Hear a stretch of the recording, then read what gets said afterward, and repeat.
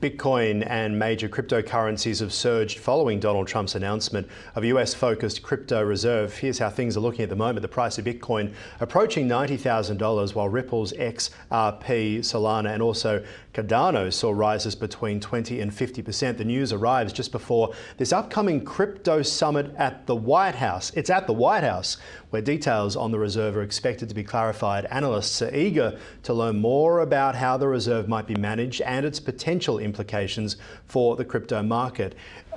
Sultan, obviously a lot of investors have been very hopeful of Donald Trump and everything that he had said during the election campaign about crypto. But since November and since January Inauguration Day, we've seen the price of crypto, it's been seesawing because we've been waiting for details. What do you think we can expect from this meeting at the White House on Friday, this summit, and what do you think it means for investors in crypto? So if you look at what the charts are, we've had kind of a bull run for a period. I think the bulls are almost over. I think the announcement of a strategic reserve where it focuses on stable coins was sort of taking the wind out of the sails of, a lot of folks that have been pushing for state level strategic Bitcoin reserves. But Trump's also saying he likes Bitcoin, he likes Ethereum.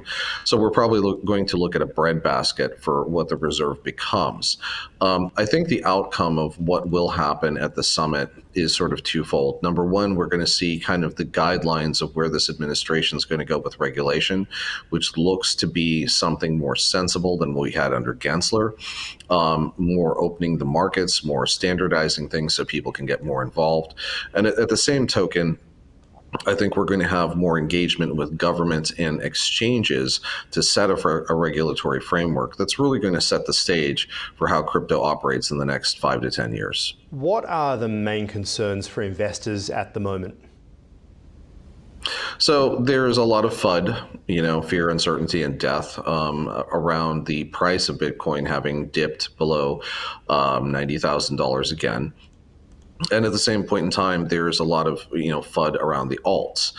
If we look at what's going on with your ETFs, starting Friday, most of the ETFs started to have inflows where they're buying Bitcoin outside of BlackRock, which is still continuing to sell Bitcoin that they potentially acquired at lower prices. So we're not sure if they're arbitraging things or what the sentiment is, but the institutionals seem to be mixed.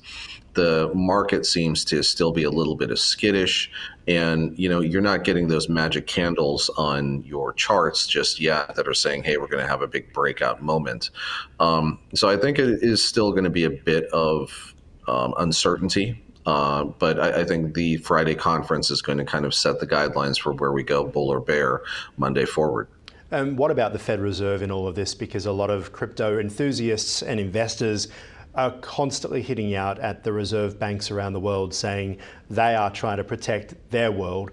Does this become a message from the White House to Jerome Powell to take crypto seriously?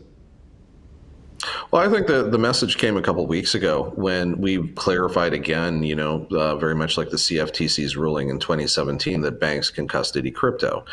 Now, the big problem is how do banks figure out how to custody crypto? Are they going to go the real route they should with something like Fireblocks? Or are they going to try, their hand at it and screw up a bunch of times and lose a bunch of people's crypto along the way and have to take insurance policies out? I think that's really where we are, is that there has to be some education coming from government to these banks and regional banks, which can really kind of drive the confidence that's needed for the market to grow and also for Americans to really accept this. Sultan, appreciate your time. Thanks so much. Thank you.